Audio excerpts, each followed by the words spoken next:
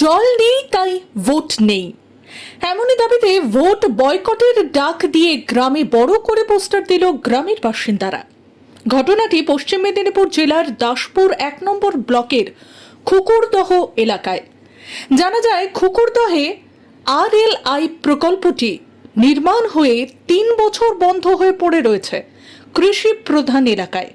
এই প্রকল্পটি চালু হলে খুব কম খরচে জল নিয়ে কৃষকেরা চাষবাস করতে পারে, আর সেই প্রকল্পই তৈরি হলেও দীর্ঘ কয়েক বছর ধরে বন্ধ।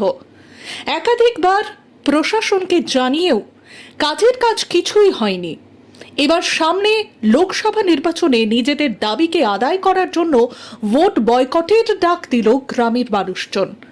এলাকাবাসীরা জানান, বছর দেড়েক আগে এই নিয়ে পথ অবরোধ করেন তাঁরা। সেই সময় জনপ্রতিনিধি হিসেবে দাসপুর পঞ্চায়েত সমিতির সুনীল ভৌমিক, দাসপুরের বিধায়িকা মমতা ভূঁইয়া, দাসপুর 2 পঞ্চায়েত সমিতির সভাপতি প্রতিমা দোলই প্রতিশ্রুতি দেন খুব শীঘ্রই এই প্রকল্প চালু করে দেওয়া হবে, কিন্তু এখনো পর্যন্ত চালু হয়নি। অন্যান্য কৃষকরা বলেন, আমরা বছরে বর্ষায় একবার মাত্র চাষ করি, সেখানেও প্রশাসন কৃষকদের জন্য কোনো ব্যবস্থাই নেয়নি, তাই আমরা ভোট বয়কটের ডাক দিয়েছি। তাদের স্পষ্ট অভিযোগ, তাদের এলাকায় চাষের জল চড়া দামে কিনতে হয়। এলাকায় একটি সেচের জলের প্রকল্প বসানো হলেও এক ফোঁটা জলও পড়েনি ওই প্রকল্পে। বিদ্যুৎ সংযোগ দিতে পারেনি প্রশাসন। গ্রামবাসীদের সাফ কথা, আমাদের হাজার হাজার টাকা দিয়ে জল কিনে চাষ করতে হচ্ছে।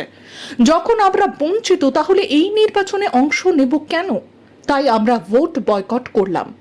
তবে জেলা পরিষদের কৃষি কর্মাধ্যক্ষ এবং তৃণমূল ঘাটাল সাংগঠনিক জেলা সভাপতি আশিস হুদাইত জানান, খুকুরদহ পশ্চিম পাড়ায় স্থানীয় সমস্যার জন্য প্রকল্প আটকে আছে। দ্রুত সমস্যার সমাধান হবে। কৃষকরা চাষের জল অনেক কম দামেই পাবেন। পশ্চিম মেদিনীপুর থেকে শান্তনু বর্ধনের রিপোর্ট, সুপারফাস্ট বাংলা।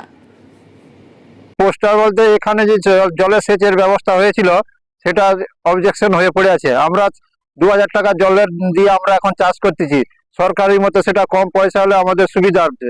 হ্যাঁ, সেটার জন্য আপনার ব্যবস্থা, সেই জন্য আমরা ভোট বয়কটের জন্য সেই ব্যবস্থা নিচ্ছি। আপনার নাম?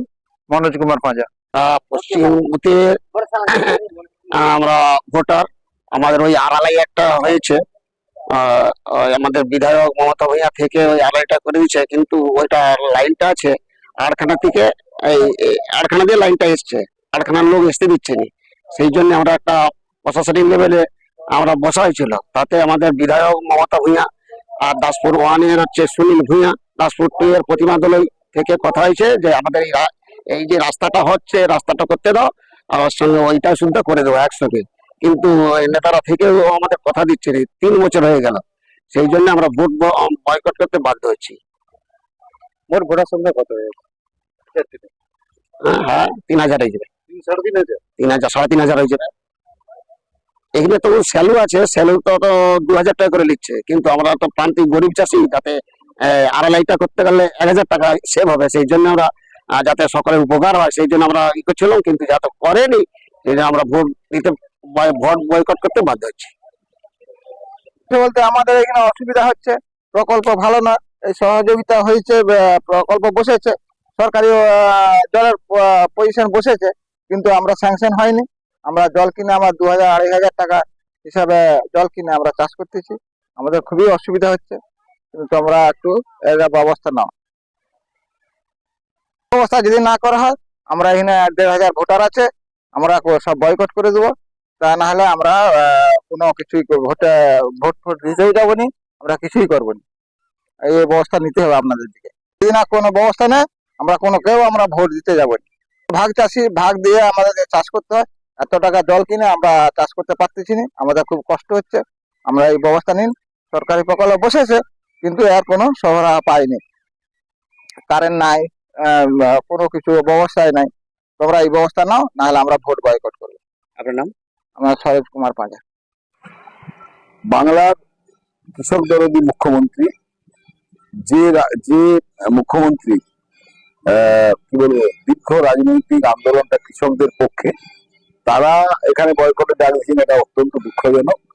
কারণ তিনি আমাদের প্রিয় মুখ্যমন্ত্রী ক্ষমতায় আসার পরই 2011 সালে কৃষকদের জন্য 10,000 টাকা করে মাথা পিছু ইকুইপমেন্টস দেওয়ার ব্যাপারে তিনি ঘোষণা করেছিলেন সরকারি ব্যয়ে।